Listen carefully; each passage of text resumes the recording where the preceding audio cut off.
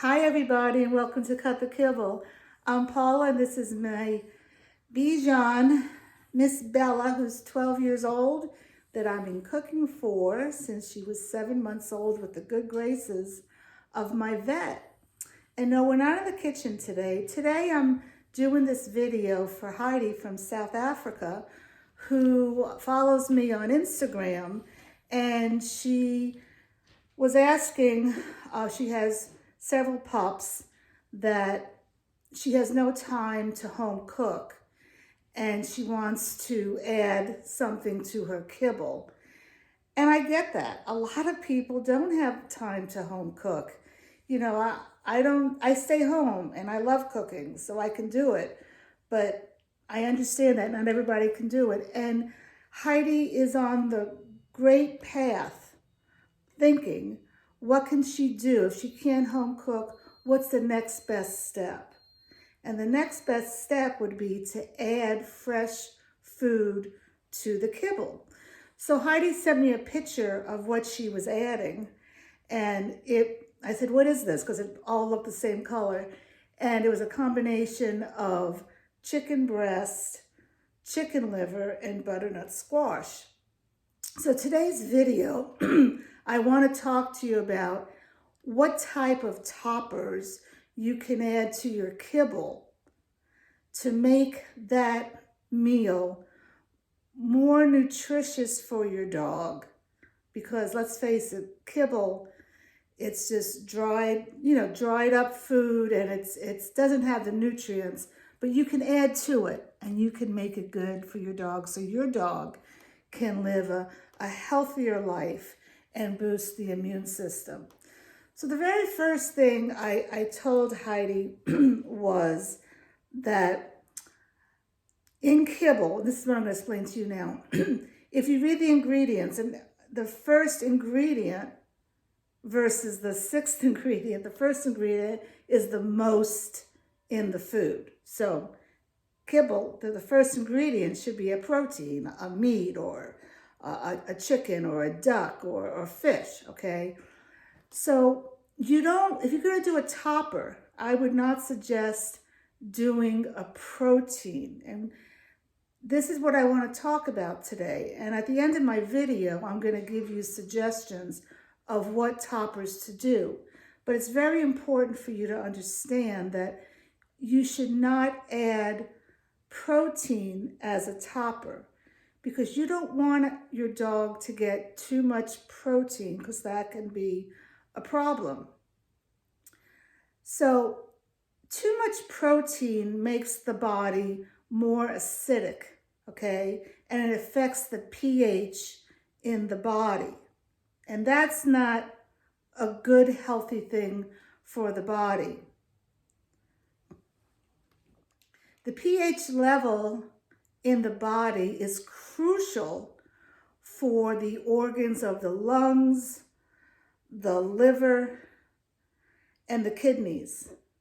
And too much pH is going to make those organs work too much. It's going to cause great stress on those organs. And too much pH will cause disease in the body. A diet too high in foods that acidify the body causes situations like kidney stones, bladder stones, arthritis, and it's also a great environment for cancer. And this is why I am not a proponent of an all meat diet. And most raw diets for dogs are all meat, or they're 90% meat. And when I read that, even if home cooked diets, that people say, I do 80% protein and 30% whatever veggies, I'm not for that. For Bella, all her life, and for my other Bijan, my ratio has been 60% protein, 30% veggies, and then 5% liver and a little blueberry. You're going to hear a whole gambit of things, okay? And this is why you need to do research. But I need to stress to you that a high protein diet or adding extra protein as a topper to your kibble is going to cause disease in your dog. Let's look back at the ancestors to our dogs, the wolves. Okay, now wolves go out and they get a fresh kill, and the first thing they go for is the organ meat because that's where all the nutrients are, and they'll eat other parts of the animal. But that's not all they eat. There's been evidence shown that they've had cameras out in the wildlife, and wolves go and they eat berries. They eat the wild blueberries. So again, even back then, the wolf did not just eat protein, okay? So now let's talk about what you can add to your dog's diet. The goal is to have an alkaline diet for your dog. Before I go any further about what toppers to do, let's first talk about your dog. You know, is your dog a young dog? Does it have healthy teeth? Does it have a good bite? Is your dog a senior dog? Does it have bad digestion? Does it have a lot of teeth? Or if it's a senior dog, does it not have a lot of teeth? This will decide if you're going to do it, a raw veggie or a cooked veggie. So if your dog is a young and healthy dog and has a lot of teeth, you may want to do the raw veggies that I'm going to suggest. If you have a senior dog, regardless of if they have teeth or not, you would want to cook the veggies for the dog. Just think about you as a person, you know, as you get older, it's hard for you to digest a raw veggie.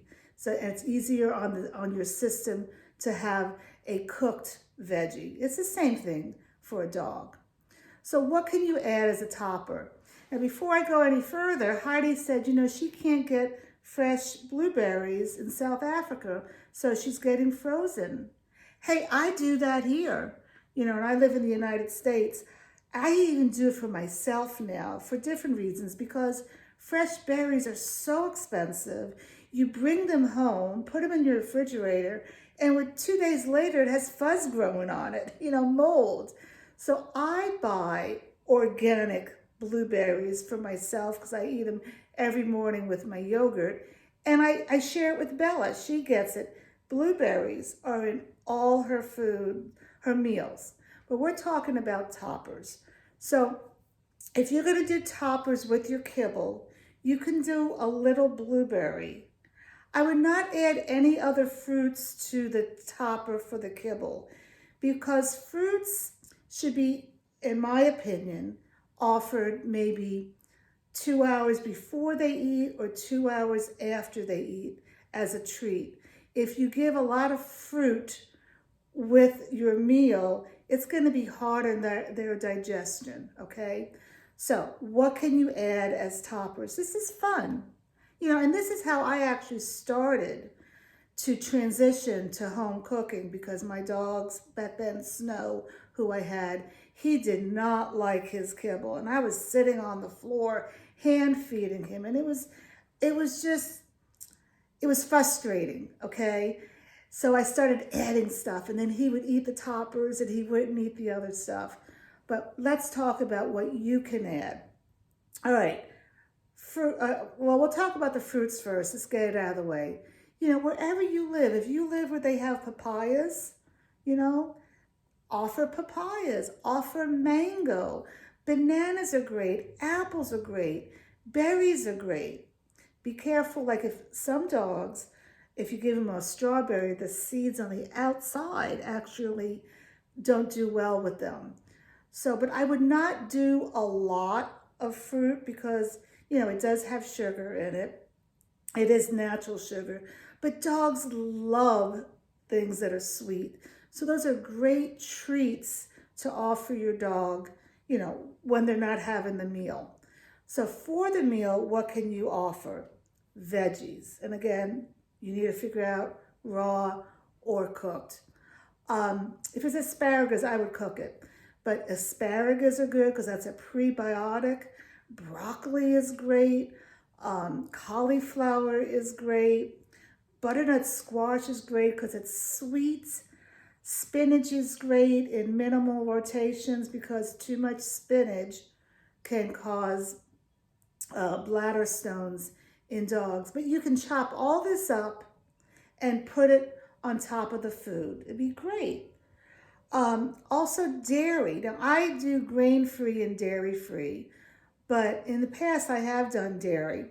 Because you got to be careful. Dairy, if you have a yeasty dog, if the dog's paws smell of Fritos, that means it's a yeasty dog and you need to stay away from all dairy. But try it. Do a topper of cottage cheese or some shredded cheese that you shred. Don't buy the shredded cheese in the store because that has fillers in it so it doesn't stick together and all that stuff. Eggs. Eggs are an exceptional topper that you can put in the dog's food. Again, you need to choose between raw or cooked. If you're going to cook the egg, the best way would be a soft-boiled egg because that loses the least amount of nutrition. I do scrambled eggs because she's all white in the face and a soft-boiled egg is kind of, messy.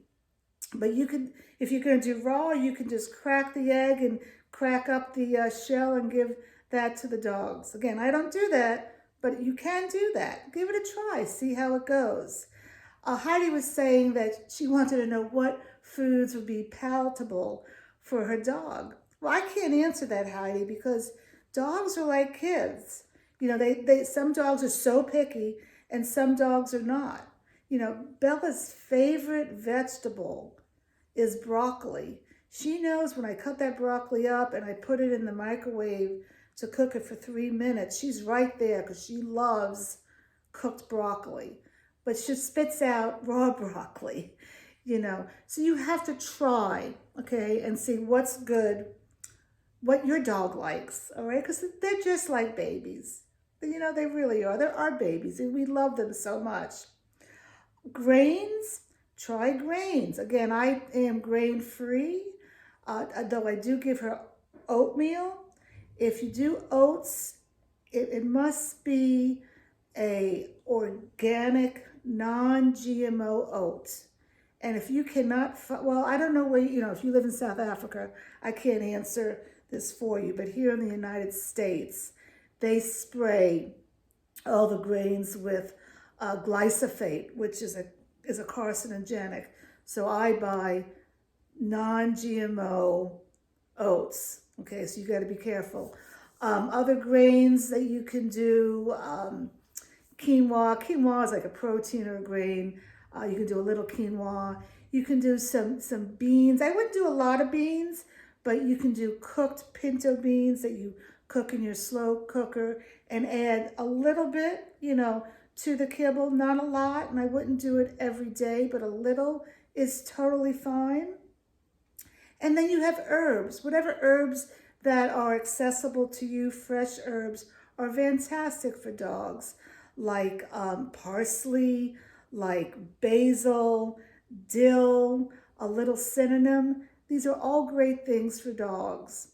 So it's going to be a trial and error, but definitely you're on the right track to add toppers to your dog's kibble to offer more nutrients for them. So Heidi, this was a great question. And anybody else who has questions, let me know. And please follow me on Instagram at Cut the Kibble because I do other things that I don't do here on YouTube. Alrighty. Goodbye now.